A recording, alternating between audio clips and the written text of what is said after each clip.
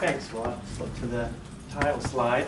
And I had intended to, didn't realize Karina was going to introduce this as far as what the Leadership Excellence Series is.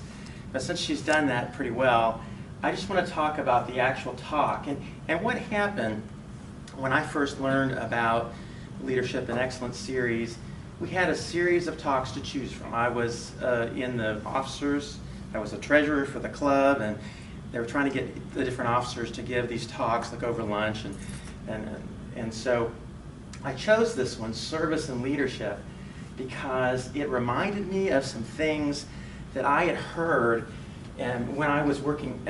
You may or may not know, if you've seen some of my earlier talks, that I worked for 14 years for a nonprofit Christian organization called Campus Crusade for Christ.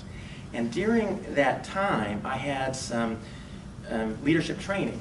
And at Campus Crusade, they used the term servant leader as to kind of capture the same concepts of the idea is just that you a leader should be thinking sort of selflessly about the welfare of those that they are leading. So that as opposed to being focused on their own, prestige or power or advancement. And so, in Campus Crusade, they drew some of their leadership training from the Bible. But it's interesting that Toastmasters is, just this normal business organization is pulling in the same concepts of the importance of serving those you lead. And so that's why, personally, I was interested in this, just because of my background.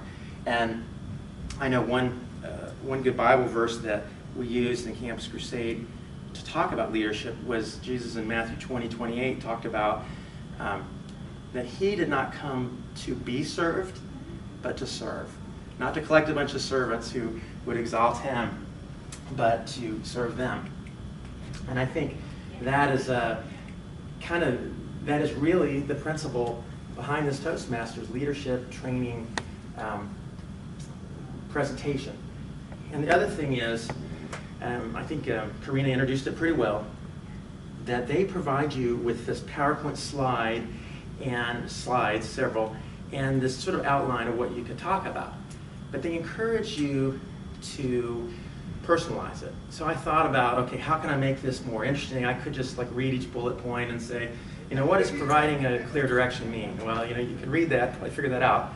But instead, I thought of some stories that really stand out in my mind of times in the past where I've talked to someone, a manager, another leader, and they have told me the same sort of idea about service. And so for different slides, some of them fit the PowerPoint and some of them don't. And so I want to just kind of describe those stories first. So this first slide is about if you are a leader who is focused on serving the people that you lead. These are 3 examples of ways you can serve your team. Giving good direction, encouraging collaboration.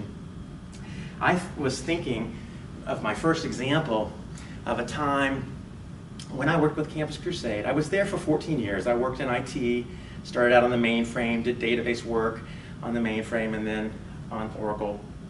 And Bruce Wallace was my favorite manager, and he was the manager I had most of the time I was there.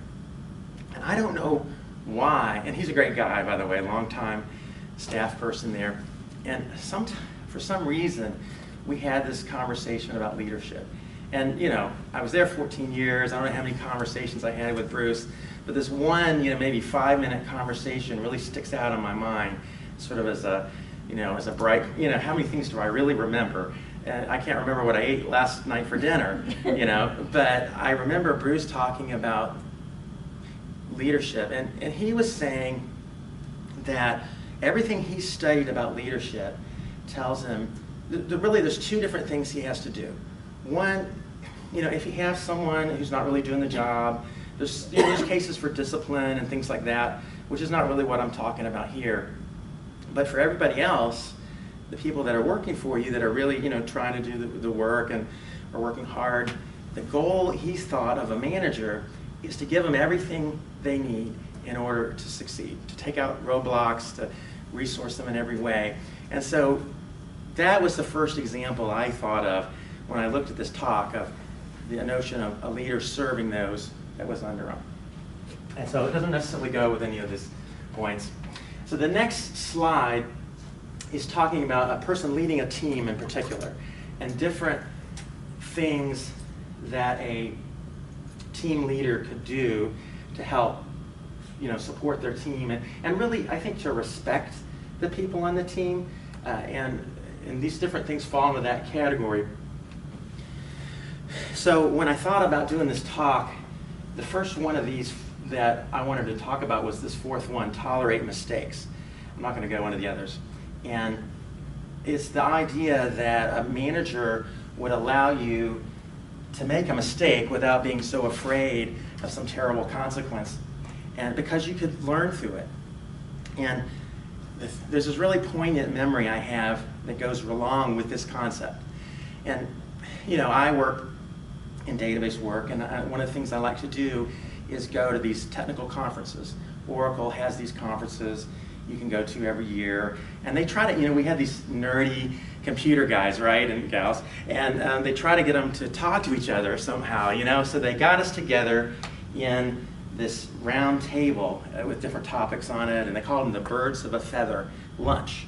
So I was sitting at this birds of a feather table with this other guy, and I was pretty young. I was probably late 20s, maybe early 30s. I was dressed pretty bummy, I'm pretty disheveled probably.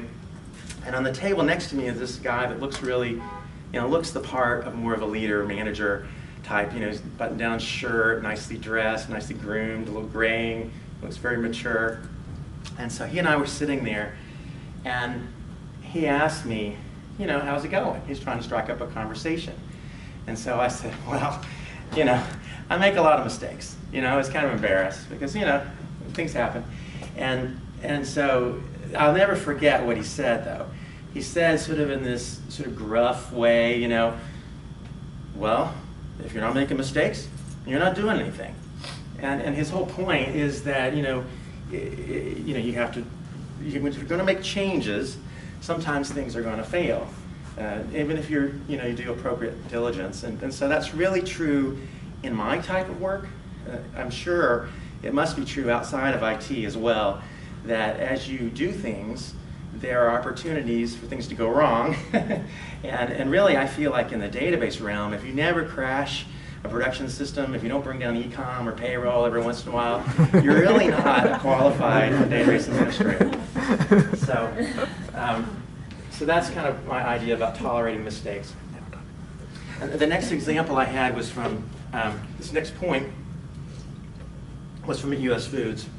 My first manager here, we had again, it's kind of this moment in time where he and I sat down, and just for a few minutes, he gave me, I think, a really good example of how a manager can be focused on helping someone grow in their career.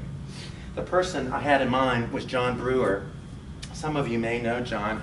He was a very long-term US Foods employee, really hard worker.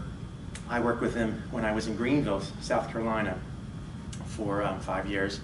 And so at my review, you can just kind of go along as a worker bee, non-manager, not really knowing what's going on behind the scenes, what your manager's doing to support you and to help you grow in your career. I didn't know. But during my review that year, it was revealed to me that he had been sort of advocating for me, and in several different ways. So what happened, which was good, is he told me that I had gotten promoted. So I was happy about that, and he had actually gone to some effort to get me promoted and all that, and so I was happy. But then he told me that he apologized to me because this conference that I wanted to speak at, so again, as part of my growth and self-training, I wanted to speak at this technical conference on a topic I had been studying and for my work. Right then, the budget was tight, the travel expenses had been slashed, he couldn't get approval to send me to this conference, and he was apologizing. Here he was telling me I'd been promoted, and which I was very happy about. And at the same time, he was apologizing. To me, that indicates his heart for, his job as a manager was to help me grow in my career. And he was, he was even a little frustrated. Despite all he did, he had this little sense that, man, I wish I'd gotten even further towards helping you grow in your career. So that was the second example I thought of on this slide. And then the last one, it was more recent. Persuading is the idea of convincing people of things. I think here they're talking about a team leader convincing the people that work for you to do something without sort of ordering you to, or threatening you or whatever. In other words, this sort of the sense of through good communication, back and forth, and effective discussion, persuading people to do things. The example that I thought of that really, again, stuck with me. For several months, I was in a technical architect mentoring program, which is, within IT, they had these mentoring programs for managers for years, first level managers. And then they started a couple years ago the technical architect mentoring, which is kind of the same thing, but a technical architect doesn't have anybody reporting to you, but you're still supposed to be a leader, long story. But I was fortunate enough to have Paul Schwartz as my mentor. And Paul is my boss's boss's boss, so he's kind of up the chain from me, and very experienced executive with what I perceive as having a lot of power. And so when I was in one of these meetings with him, I can't remember what we were talking about, some project we wanted to get done, or some change we wanted to make. He was telling, I was kind of frustrated that you can't just say, let's go do this, And he was saying that, you have to persuade people, which is exactly the point here for a manager. But I think he was talking about just in general, interacting with people around the company. It's about this whole communication and influence and things like that, not about being this heavy-handed person that tells people what to do. And it really stuck with me because Paul, with his level in the company, if he's telling me how important it is just to persuade people to do things versus telling them, how much more is it true for me in any kind of leadership or influence I'm going to have? So those were the points that I thought of as I reviewed this presentation, stories that really stuck out of my mind of leadership in service. And so the last point here, I don't really have a lot to say about the benefits of teams. To me, it seems really obvious that if you have an effective team, all of these things are going to be true. And I wasn't going to go through each point. Obviously, you're going to be happier if you're on a good team. You're going to be more effective, and it's going to cost less money. The thing I did want to talk about with it, just from my own experience, is the nature of the work as an Oracle database administrator is that smaller companies don't need a lot of us, right? They as frequently, if you have a smaller company, they may have one database administrator because they don't have that many systems to support. They don't need a whole team. And that's the way it was for me in the 14 years I worked with Campus Crusade. Most of the time I was sort of a lone ranger. I worked with other teams that did other things to support the database, but as far as people who did exactly what I did, there was only me and sometimes one other person. So either two or one of us, but never a team of 4 or 5 people. And then I left there, went to work for a defense contractor for the Navy with a team of people, all who did the same thing I did. They're all PeopleSoft database administrators on Oracle. They all had all these different experiences from other companies. And I really liked the team environment so much more. The funny thing is, within the database realm, if you're just a lone ranger, if you're the only person, you can kind of do what you want. You don't have to have a standards or convince other people to do things your way or anything like that. So you think that would be better. But really, I much prefer being on a team. And since I've worked with US Foods, I've been on 2 different teams of database people, and that's been really good as well. So I'm sold on teams. I'm sure there's a connection between being an effective leader of a team and with this quality of service. And that's about all I had to say about teams. And so this concludes the talk with this quote. And I think the point I got from this quote is the idea of selflessness, that you're a leader who's sort of just seeking to aggrandize themselves, get more power, prestige, money for their role as a leader, rather than focusing on serving the people that they lead, is making a mistake. And it's funny because this, again, goes back to my sort of the Christian view of some of these concepts. It's sort of this paradox of, giving to receive, or, losing your life to gain it, or serving rather than seeking to be served. It's kind of a paradox, I think, that there's a sense in which a leader who seeks the good of those that they lead will themselves, I think, in the long run, prosper in all those other ways as well. And it's because they are a more effective leader. So that's about all I took out of this. Is really my spin on this provided thing. And so now, at this point, we have time to discuss these issues. If anyone wants any questions or any experiences of their own in management situations or leadership, we could talk about it.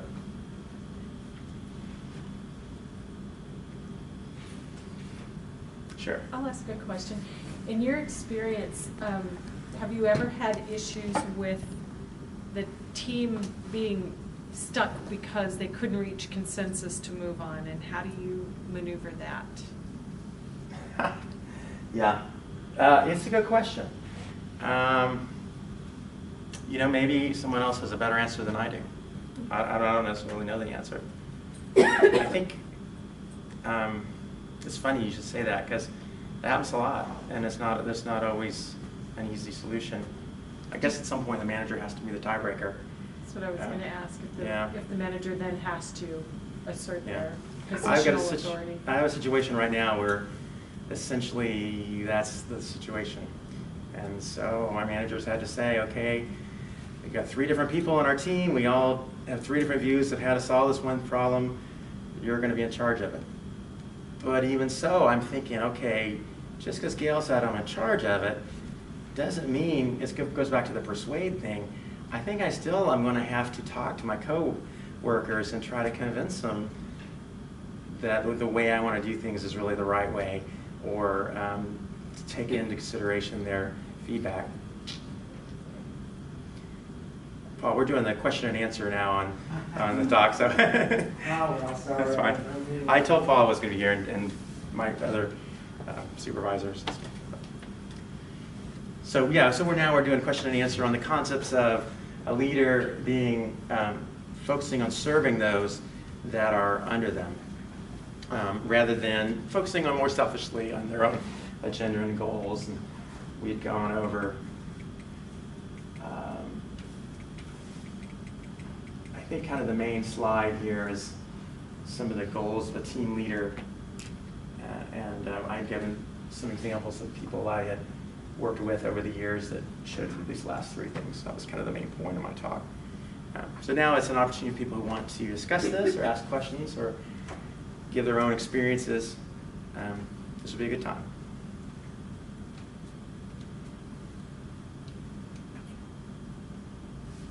Well, I was going to say one thing. Your last quote kind of resonated with me, and I'm looking for someone who's going to be a manager.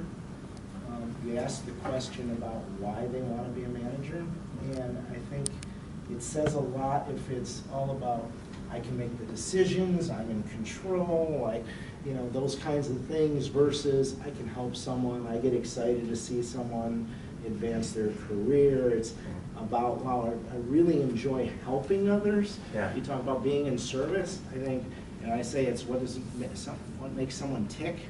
Yeah. And if what makes them tick is being in control and having power and authority, all that, that's my red flag, which says, Yeah. you may want to be a manager, but for the wrong reason. And Yeah. I think that says everything about a leader.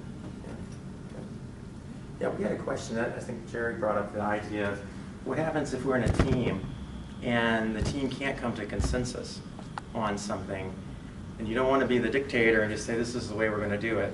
How do you find consensus? Like say the database team, we've got something we can't agree on the right way to do something. How do you do that and respect people? And Could be anybody. Well, what do you all think? Yeah.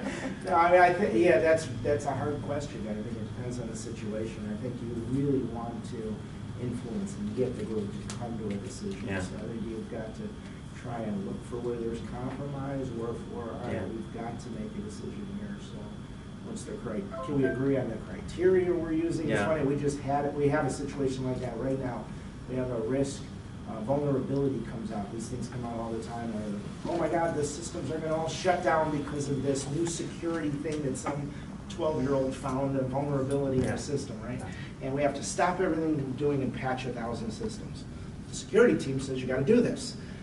The systems people are like, we got a lot of other work to do. Are you sure this is a problem, right? And we're not agreeing. And both sides are actually right? I mean, there's a vulnerability there. We could get hacked and bring the whole company down. On the other hand, we could waste a lot of time and money and not work on valuable things. So how do you know which is right? So instead of talking about which one's right, it was more on how do we come up with an objective way to decide? Yeah. And what's the criteria? And so we went into the decision-making process more than, is Joe smarter than Sally and who's got the right answer? It's respecting the people. Right. And I think it goes back to the persuasion, influencing, coming to consensus, which is not necessarily fast, right? I mean, it's not easy and not fast. The big thing I think you always want to tell everyone is at the end of the day, though, we've got to argue as much as we can. Once you make the decision, though, that's where you have to use leadership to say, get on with it now, get past the fact that your choice wasn't the one. And now everything you do should be, how do I make this choice work as opposed to how do I prove it wrong? Yeah. That's actually, I think, the harder part. Yeah. So I could see that. I mean, there is a point where a leader has to say, okay, this is what we're doing, and we're doing it. That's not the same as being a dictator, right? I mean, you're just sticking with your guns. And so, anybody else have any questions or comments? Well, a lot of leaders, especially industry leaders in IT and so forth, they're really known for being avid risk takers and really doing things that everybody would say you can't do it, or it's not going to work. Or Facebook, for example, you're going to do this in your dorm, it's not going to work, nobody's going to sign up for it, and look what it has become. Yeah. So they're willing to take risks and support people maybe that they work with that want to take risks and stuff like that. Yeah. Some crazy guy said, we're not just going to be distribution, we're going to be a great American food company. Yeah. What happened to that guy? So, well, if there's no more discussion, this might be a short meeting. I'll add a little Sure. bit. Actually, Paul brought up a good term that sparked my ear, was the compromise between the conflicts and when a leader would have to make an executive decision. And from reading several managerial books in the past, I think a great leader could use all of those functions to not create compromise between two